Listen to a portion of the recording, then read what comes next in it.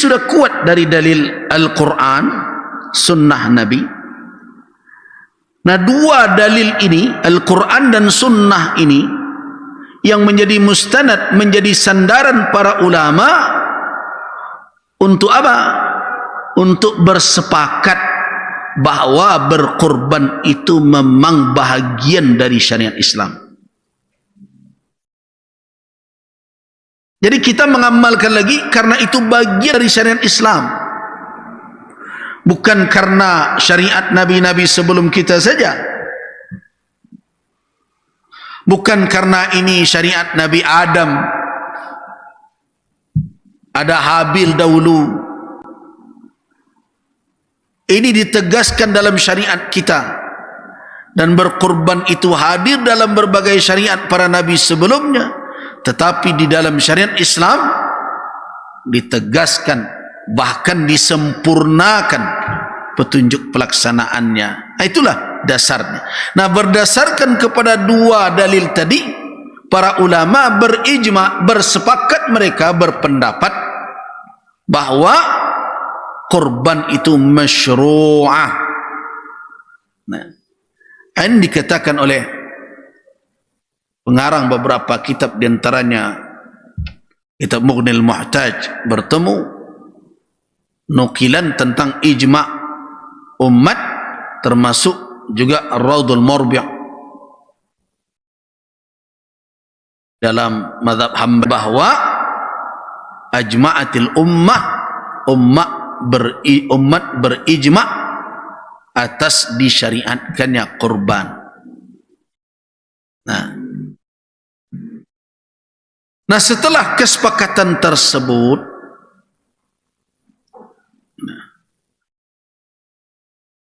maka jelas tidak ada peluang lagi bagi siapapun untuk mengatakan bahwa korban itu tidak perlu. Korban itu menghabis-habiskan. Korban itu sudah ketinggalan zaman. Sehingga ada ide pula sekarang, korban pakai transfer rekening saja.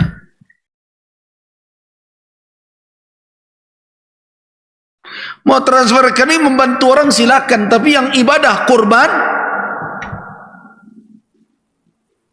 memiliki petunjuk tersendiri. Dia memiliki nilai tersendiri, memiliki keutamaan tersendiri. Jadi betapapun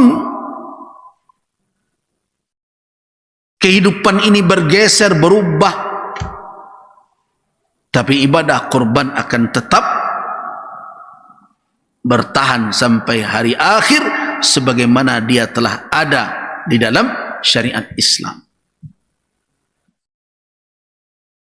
Jadi dia tidak bisa digantikan dengan cara-cara lain. Nah, saya berharap yang lain yang berfikiran kadang-kadang alasannya demi untuk solidaritas, masa kita sembelih juga. Bukan ibadah berkorban yang tidak tepat, mungkin cara yang tidak tepat. Ada yang cenderung memaksakan di tempat kita juga, padahal di tempat itu orang sudah mabuk makan daging. Ini bukan korbannya yang keliru, tapi pelaksanaannya yang tidak difahami sesuai dengan petunjuk syariat. Nah, kekeliruan-kekeliruan dalam memahami korban itulah yang kita luruskan mudah-mudahan dalam 3 pagi ini. Ada orang yang sekarang ini bangga, kami 20 korban, kami sampai 10 sampai 10 di siku cali rumah orang 2 tingkek saja sekeliling situ. Tu mengabang gana awak berpuluh-puluh di situ, siapa makan korban itu? Nah, di saat yang lain jangankan 10, 20 cie saya tidak cukup. Berarti bukan syariat berkorbannya yang ketinggalan zaman, tetapi pemahaman kita tentang konsep berkorban yang diajarkan syariat itu yang mesti diperdalam dan mesti ditambah wawasannya. Jadi tidak bisa kurban digantikan. Dan juga perlu difahami, kurban memang tidak menyelesaikan seluruh masalah. Nah, kurban itu adalah bahagian dari syariat yang memang ditujukan untuk apa? Untuk solusi sementara dalam waktu tertentu. Kalau untuk berkepanjangan ada wakaf, ada zakat, ada infak sedekah lain. Jadi jangan difahami bahwa dengan kurban ini terus orang menjadi sehat semuanya karena sudah makan daging satu kilo seorang. Ya tidak bisa begitu memahaminya. Jadi fahami syariat Islam itu secara keseluruhan. Ada orang yang mengkritisi kurban ini sepertinya mubazir aja. Hati-hati. Nah karena itu ketika kita berbicara kurban, kita harus faham dengan maksud, kita harus faham dengan kaifiat pelaksanaannya, dan juga tentu hikmahnya. Yang jelas keutamaan kurban itu sangatlah besar dan tidak bisa didapat melainkan dengan cara yang telah ditunjukkan oleh syariat, seperti keutamaan yang dinukilkan oleh para ulama dari Ummul Mukminin Aisyah radhiyallahu anha, para ulama hadis dalam berbagai kitab. Ummul Mukminin Aisyah meriwayatkan dari Nabi sallallahu alaihi wasallam, "Ma amila adami."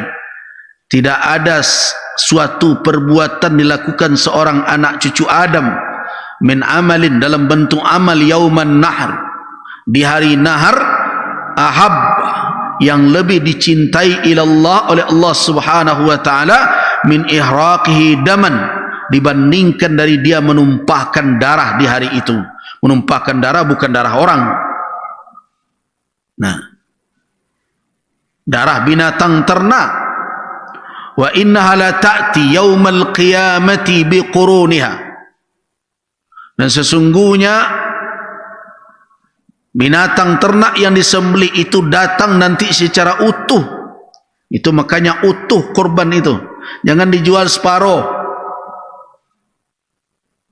Wa innaha la ta'ti, sesungguhnya dia akan datang kelak biquruniha, dengan tanduknya, wa azlafiha, dengan kuku-kukunya, wa innad dama, dan sesungguhnya darah yang tumpah itu, la yaqa'u minallah azza wa jalla bimakanin, itu telah ada jatuh di suatu tempat di sisi Allah subhanahu wa ta'ala, qabla an yaqa'a bil ard, sebelum dia jatuh membasahi bumi.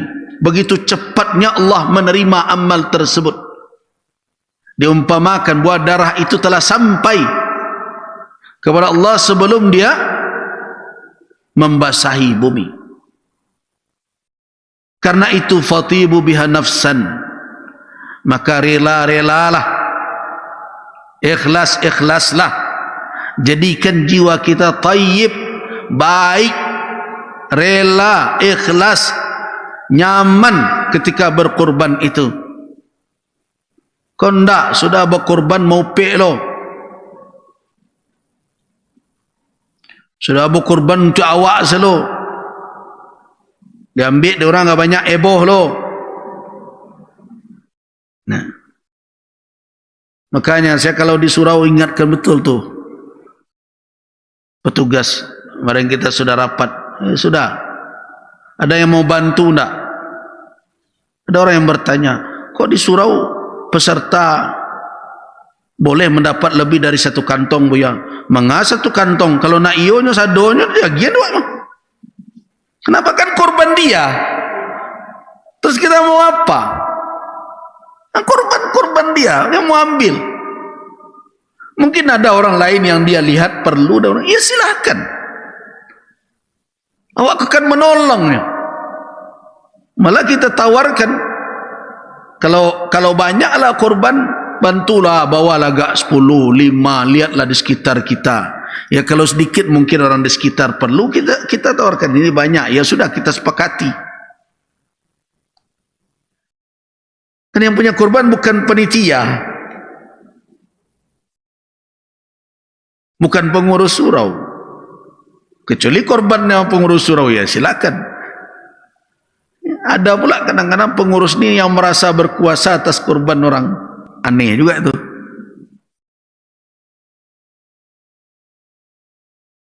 Surau tidak dipakai konsep itu. Konsepnya apa? Kita bantu, kita tolong. Sebatas kita mampu. Nah, sama dengan hari ini, insyaAllah Idul Adha. Ini kita korban cuma 5 ekor. Yang kemarin itu ada 7 itu berapa? Kenapa? Karena panitia mengatakan 5 sajalah buya-buya sedang tidak di tempat. Nombor rencana pergi haji insyaAllah. Ya sudah, 5 itu mampu. Ya sudah. Tak perlu pula kita berbangga jadi 10, jadi 20. Kalau terima banyak. Bagaimana mengelolanya? Mau kita bagi sekitar sini saja sampai 2 kilo seorang. Mungkin di kaki gunung sana, di berbagai macam, banyak yang tidak mendapat. Apa salahnya ke sana berkorban? Jadi tidak usahlah ibadah ni jadi pamer-pamer bahwa kita hebat, jumlah kita yang terbanyak, gitu ya. Takutlah mengelola amal maupun di akhirat. Nah karena itu saya mengajak kita semua yang berkorban tahun ini, mari semakin kita tingkatkan keikhlasan, ketakwaan, dan kita patuhi petunjuk syariat. Itu dahulu kajian kita.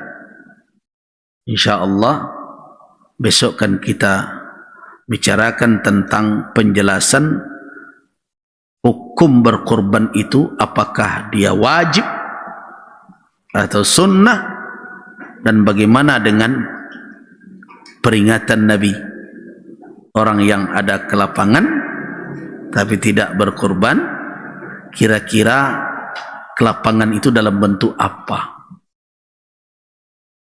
Apakah itu menunjukkan bahwa berkorban itu menjadi kewajiban atau bagaimana? InsyaAllah besok kita bahas. Demikian dahulu.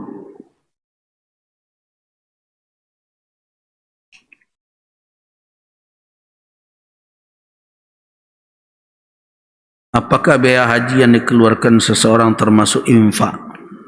Ini mungkin pernah mendengarkan tentang an-nafaqah.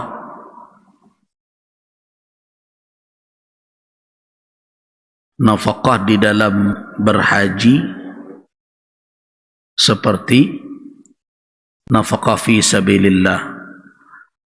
Apakah biaya haji termasuk infak?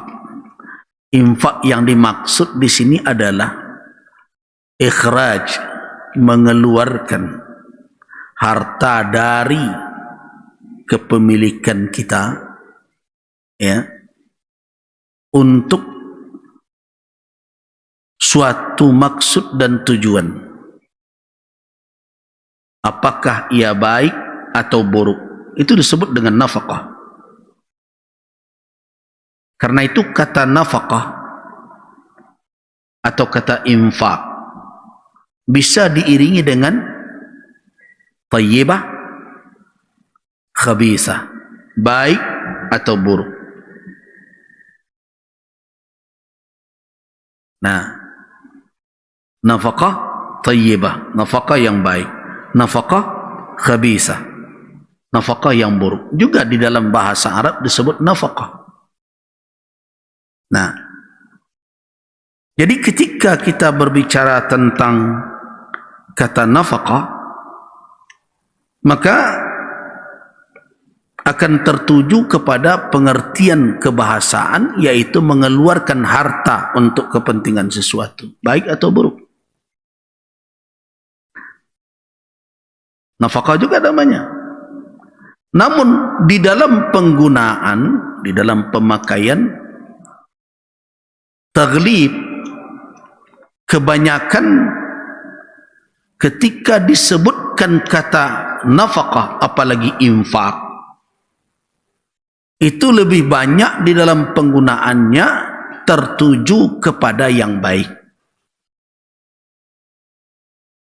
apalagi dalam bahasa kita yang sebut nafkah.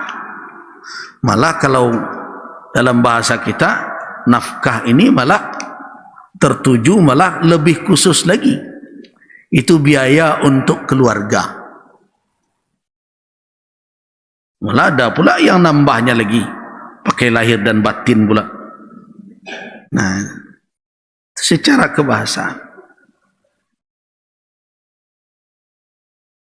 Jadi dengan demikian berarti biaya yang dikeluarkan untuk berhaji apakah termasuk bahagian dari infak, harta yang dikeluarkan untuk tujuan tertentu? Tentu iya, benar adanya.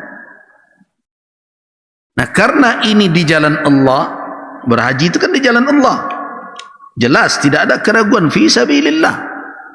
Bahkan Nabi SAW menamakan haji itulah jihad bagi wanita.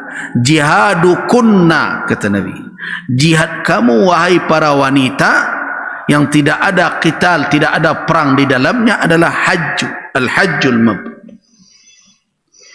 Kan Ummul Mukminin Aisyah meriwayatkan bahwa Nabi ditanya, ya Rasulullah, bukankah afdalul a'mal itu adalah jihad fi sabilillah? Apalah nujahid? Kenapa kami tidak ikut pula berjihad yang perempuan ini? Kata Nabi, jihadukunna, jihad kamu sekalian tidak ada qitalnya, tidak ada membunuhnya, tidak ada perangnya. Apa itu? Haji. Jelas itu fi sabilillah. Jadi kalau ada orang mengeluarkan biaya untuk menunaikan ibadah haji, apakah itu masuk nafkah fi sabilillah atau infak fi sabilillah?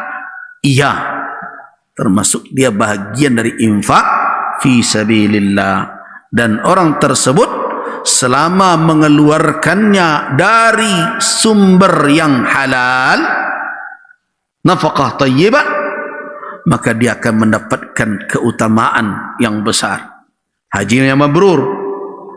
Tapi kalau dia keluarkan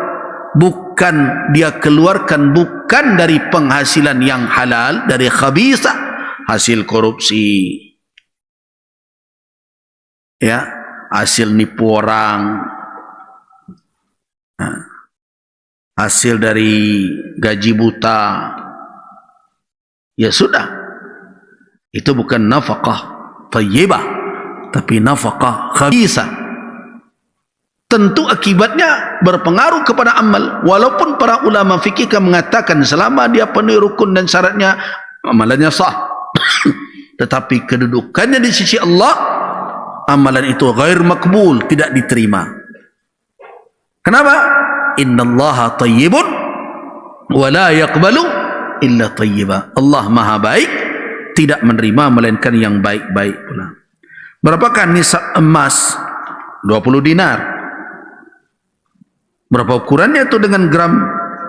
Dalam berbagai hitungan ada yang mengatakan 90, tetapi dalam perhitungan setelah dicoba ditimbang ulang dinar di masa Nabi SAW, kita temukan bahwa catatan yang lebih digit atau yang lebih terperinci tentang beratnya